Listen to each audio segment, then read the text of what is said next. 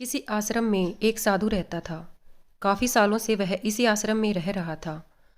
अब वह काफ़ी वृद्ध हो चला था और वह मृत्यु को निकट महसूस कर रहा था, लेकिन संतुष्ट था कि 30 साल से उसने प्रभु का सिमरन किया है और उसके खाते में ढेर सारा पुण्य जमा है। इसलिए उसे मोक्ष मिलना तो तय ही है। एक दिन उसके ख्याल में एक स्त्री आई।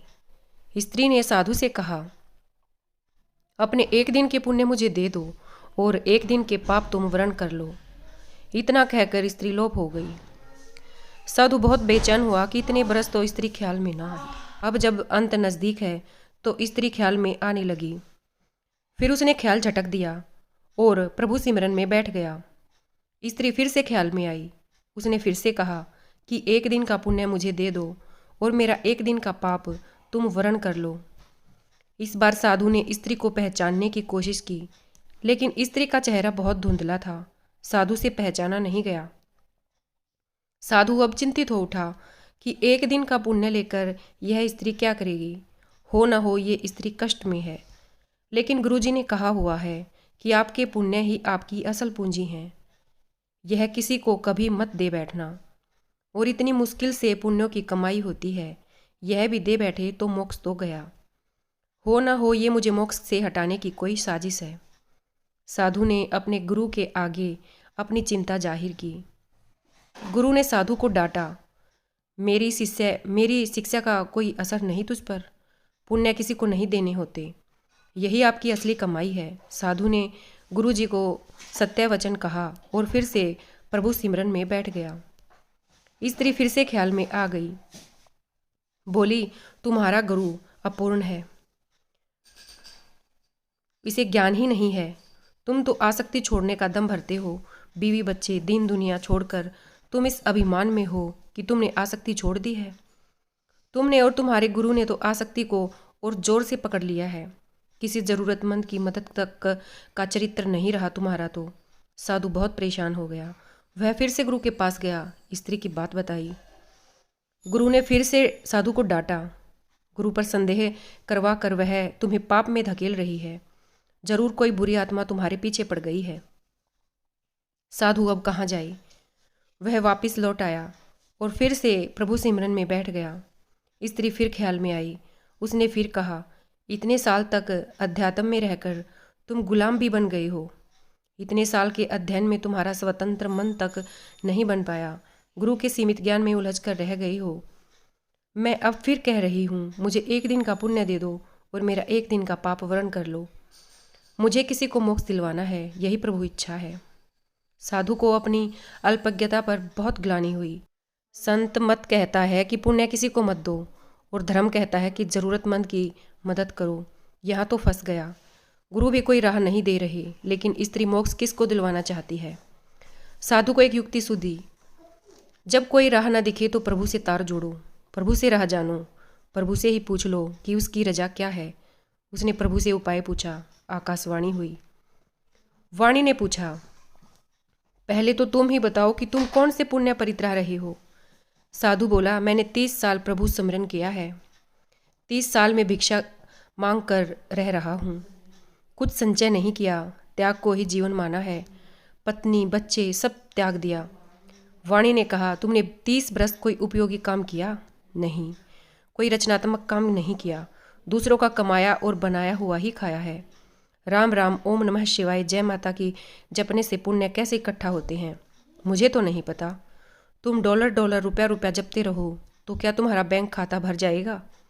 तुम्हारे खाते में शून्य पुण्य है। साधु बहुत हैरान हुआ, बहुत सदमे में आ गया, लेकिन हिम्मत करके उसने प्रभु से पूछा, फिर वह स्त्री पुण्य क्यों मांग रही है? प्रभु ने कहा, क्या तुम जानते हो वह स्त्री कौन है? साधु ने कहा, नहीं जानता, लेकिन जानना चाहता हूँ कि वह कौन है। प्रभु ने कहा कि वह तुम्हारी धर्मपत्नी है। तुम जिसे पाप का संसार कह छोड़ आए थे, कुछ पता है वह क्या करती है? साधु की आंखें फटने लगी। उसने कहा कि नहीं प्रभु, उसके बारे में मैं कुछ नहीं जानता।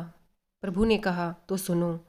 जब तुम घर से चुपचाप निकल आए थे, तब वह कई दिन तुम्हारे इंतजार में रोई। फिर एक दिन संचय खत्म हो गया और बच्चों की भूख ने उसे तुम्हारे गम पोंछ डालने के लिए विवश कर दिया। उसने आंसू पोंछ दिए और नौकरी के लिए जगह जगह भटकती रही। वह इतनी पढ़ी लिखी नहीं थी। तुम बीच राह उसे छोड़ गए थे। उसे काम नहीं मिल रहा था, इसलिए उसने एक कुष्ठ आश्रम में नौकरी कर ली। वह हर रोज़ खुद को बीमारी से बचाती उन लोगों की सेवा करती रही जिन्हें लोग वहाँ त्याग जाते हैं। वह खुद को आज भी पापिन कहती है कि इसीलिए उसका पति उसे छोड़कर चला गया। प्रभु ने आगे कहा, अब वह बेचैन है तुम्हें लेकर। उसे बहुत दिनों से आभास होने लगा है कि उसका पति मरने वाला है। वह यही चाहती है कि उसके पति को मोक्ष मिले, जिसके लिए वह घर से गया है। उसने बारंबार प्रभु को अर्जी लगाई है कि प्रभु, मुझ पापिन की जिंदगी काम आ जाए तो ले लो, उन्हें मोक्ष जरूर देना। मैंने कहा उसे कि अपना एक दिन उसे दे दो। कहती है, मेरे खाते में पुण्य कहाँ, होते तो मैं एक पल न लगाती, सारे पुण्य उन्हें दे देती। वह सुमिरन नहीं करती। वह भी यही समझती है कि सुमिरन से ही पुण्य मिलते हैं। मैंने उसे नहीं बताया कि तुम्हारे पास अथाह पुण्य जमा है। पुण्य सुमिरन से नहीं आता। मैंने उसे कहा कि एक साधु है, उससे एक दिन के पुण्य मांग लो, अपने एक दिन के पाप देकर। उसने सवाल किया कि ऐसा कौन होगा जो पाप लेकर पुण्य दे देगा। मैंने उसे आश्वस्त किया कि साधु लोग ऐसे ही होते हैं। वह औरत अपने पुण्य तुम्हें दे रही थी और तुम ना जाने कौन से हिसाब किताब में पड़ गए। तुम तो साधु भी ठीक से नहीं बन पाई। तुमने कभी नहीं सोचा कि पत्नी और बच्चे कैसे होंगे, लेकिन पत्नी आज भी बेचैन है कि तुम लक्ष्य को प्राप्त हो। तुम्हारी पत्नी को कुष्ठ रोग है, वह खुद मृत्युशैया पर है, लेकिन तुम्हारे लिए मोक्ष चाह रही है। तुम सिर्फ अपने मोक्ष के लिए 30 बरस से हिसाब किताब में पड़े हो। साधु के बदन पर पसीने की बूंदें बहने लगी, सांस तेज होने लगी। साधु हड़बड़ाकर उठ बैठा। उसके माथे पर पसीना बह रहा था। उसने बाहर झांक कर देखा, सुबह होने को थी। उसने जल्दी से अपना झोला बांधा और गुरुजी के सामने जा खड़ा हुआ। गुरुजी ने पूछा, आज इतने जल्दी भिक्षा पर? साधु बोला कि घर जा रहा हूँ। गुरुजी बोले, अब घर क्या करने जा रहे हो? साधु बोला कि धर्म सीखने।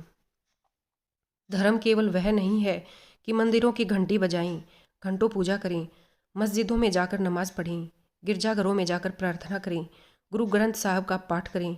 ये सब तो धर्म से जोड़ने व सीखने के केंद्र हैं।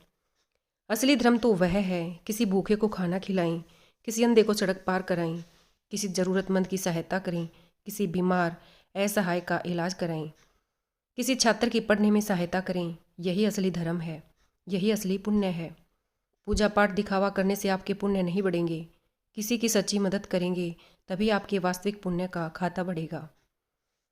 दोस्तों, अगर यह कहानी आपको पसंद आई हो तो इस वीडियो को लाइक करके चैनल को सब्सक्राइब जरूर कर लेना। धन्यवाद।